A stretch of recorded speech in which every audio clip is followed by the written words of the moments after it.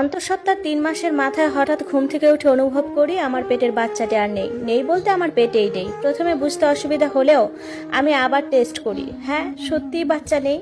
প্রচণ্ড মাথা ধরে আছে। 2 হাত দিয়ে মাথা চেপে বসে পড়লাম। কিছু মনে করতে পারছি না। শুধু এইটুকুই বারবার মনে পড়ছে, আমার বাচ্চাটি আর নেই। আমি হাত পা ছোড়াছুড়ি করে কাঁদতে লাগলাম। মেঝে খামছে ধরার চেষ্টা করছি। প্রায় 20 মিনিট পর আমার শাশুড়ি আর দেবর আমার কান্নার শব্দ শুনে আমার রুমে আসলো। আমার শাশুড়ি এসে আমাকে জড়িয়ে ধরে কান্না করে দিল। আমার দেবর কিছু সময় চুপ থেকে নিজের রুমে চলে গেল।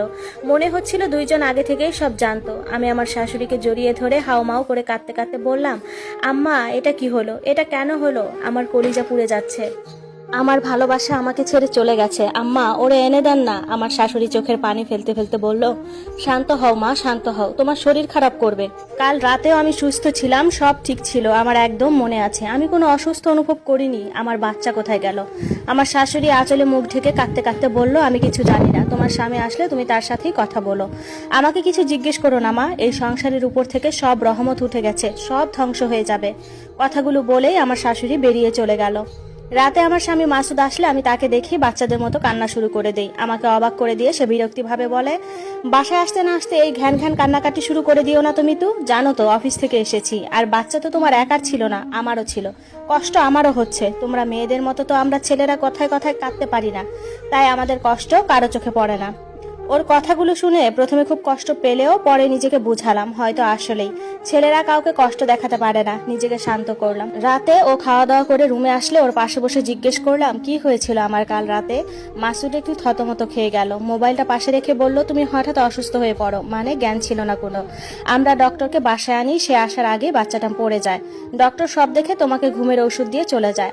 ওর কথাগুলো আমি মনোযোগ দিয়ে শুনছিলাম। আমার বয়স কম, তবে এতটাও অবুঝ না যে কেউ মিথ্যা বলছে আর সেটা বুঝবো না। আমি উল্টা মাসুদকে প্রশ্ন করলাম, আমি কোনো ব্যথা অনুভব করলাম না, আমার কোনো কষ্ট হলো না, 2-3 দিনের মধ্যে কোনো সমস্যা হয়নি আমার। হঠাৎ এটা কিভাবে হলো? মাসুদ এবার একটু বিরক্ত হয়ে বলল, আমি তো আর ডক্টর নই যে বলতে পারবো কিভাবে হলো। আল্লাহরটা আল্লাহ নিয়ে গেছে, তার উপর তো আর আমরা অভিযোগ করতে পারি না। ভাগ্যে থাকলে আবার হবে। ব্যাপারগুলো কেমন অস্বাভাবিক লাগছে, কিন্তু কিসের ভিত্তিতে অস্বাভাবিক লাগছে সেটাও বলতে পারি না। এই বাড়ির কেউ আমার সাথে কখনো খারাপ ব্যবহার করেনি। শ্বশুর শাশুড়ি মেয়ের মতো ভালোবাসে, ছোট দেবর ননদও বড় বোনের মতো সম্মান করে। বিয়ের আগে ভাবতাম শ্বশুর বাড়ির মানুষ খুব খারাপ হয়। এই বাড়িতে আসার পর আমার ধারণা পাল্টে গেছে। 3 সপ্তাহ কেটে গেছে। সবকিছু সবার জন্য স্বাভাবিক হলেও আমার মধ্যে এখনো পৃথিবীর আলো না দেখা সন্তানের চলে যাওয়ার আগুন দাও দাও করে জ্বলছে। মাঝে মাঝে খুব ভেঙে পড়ি, কান্নাকাটি করি। শাশুড়ি মায়ের মতো যত্ন করে সামলায়। আমার শ্বশুর ব্যবসায়ের কিছু দরকারি কাজের জন্য দেশের বাইরে ছিল। 1 মাস পর সে আজ দেশে ফিরেছে। এর মধ্যে তাকে সব জানানো হয়েছিল, কিন্তু আমরা সবাই খুব অবাক হয়েছিলাম যখন এই খবর শুনেও সে কোনো প্রতিক্রিয়া করেনি। যেই নাতি আসার আনন্দে পুরো এলাকায় মিষ্টি খাওয়ানো হয়েছিল, সে নিজে গিয়ে সবাইকে মিষ্টি দিয়েছে, অথচ সেই নাতি হারানোতে তার মধ্যে কোনো প্রতিক্রিয়া না দেখে আমি কত কষ্ট পেয়েছি তা একমাত্র আমিই জানি। আমার শ্বশুর বাসায় এসে আমার মাথায় হাত বুলিয়ে দিল। সে চুপচাপ, কারোর সাথে কোনো কথা বলছে না। রাত হলো। আমার স্বামী মাসুদ বাসায় এসে রুমে প্রবেশ করতেই আমার শ্বশুর রুমে এসে আমাকে বাইরে যেতে বলল। আমি তাদের কথা অমান্য করি না, ব্যক্তিগত কথা থাকতেই পারে।